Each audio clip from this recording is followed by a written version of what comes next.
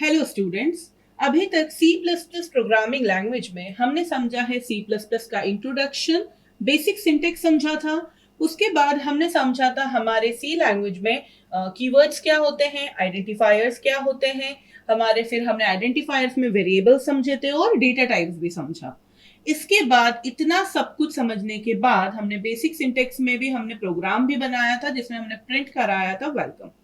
इतना सब कुछ समझने के बाद अब हम यहाँ पर हमारे बेसिक जो इंट्रोडक्शन हमने पढ़ा है C++ का, उसी पे इम्प्लीमेंटेड हम कुछ प्लेसमेंट ओरिएंटेड क्वेश्चंस करेंगे। हमारा सबसे पहला प्लेसमेंट ओरिएंटेड क्वेश्चन है जिसमें हमें पता करना है which of the following is the correct identifier. हमारे पास यहाँ पे 4 ऑप्शंस हैं और हमारे पास इन सभी चारों में से हमें ये बताना है कि सही आइडेंटिफायर क्या है। सही आइडेंटिफायर क्या है, उसके लिए हमें ये पता होना चाहिए कि आइडेंटिफायर के नेम रखने का जो नेमिंग कन्वेंशन रहते हैं, जो रूल्स होते हैं, वो हमारे क्या हैं। यहाँ पर हमारे पास सबसे पहला ऑप्शन है ए, जिसमें लिखा है यहाँ पे लिखा है डॉलर लगा है और फिर लिखा है वेर और फिर उसके बाद यहाँ पे नेम का यूज करा गया है अंडरस्कोर नेम। तो ये हमारा फर्स्ट ऑप्शन है। हमने पढ़ा था हमारे आइडेंटिफायर के रूल्स के टाइम पर कि आइडेंटिफायर में इंक्लूड क्या क्या करता है नाम में, या तो अल्फाबेट्स हो सकते हैं, नंबर्स हो सकते हैं या फिर अंडरस्कोर हो सकता है।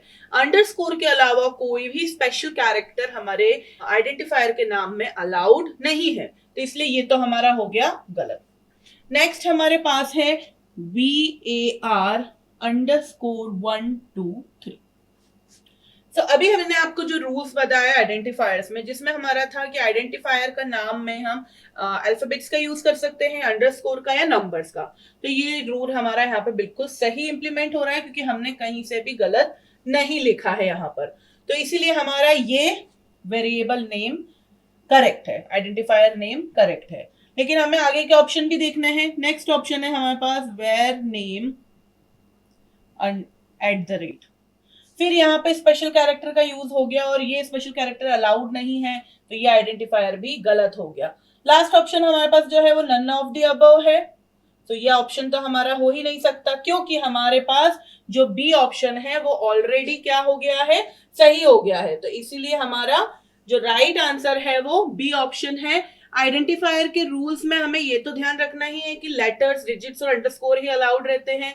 हमारे पास अगर आइडेंटिफायर का यहाँ पर एक और ऑप्शन होता है इस तरीके से 1 2 3 अंडरस्कोर वेर, तो ये भी गलत होता क्योंकि हमारा आइडेंटिफायर का नाम या तो अंडरस्कोर से स्टार्ट हो सकता है या फिर किसी अल्फाबेट से स्टार्ट हो सकता है, किसी भी नंबर से स्टार्ट नहीं हो सकता है। तो ये कुछ हमारे आइडेंटिफायर्स के रूल्स हैं, उसके अनुसार इसका इस पर्टिकुलर क्वेश्चन का आंसर होगा बी।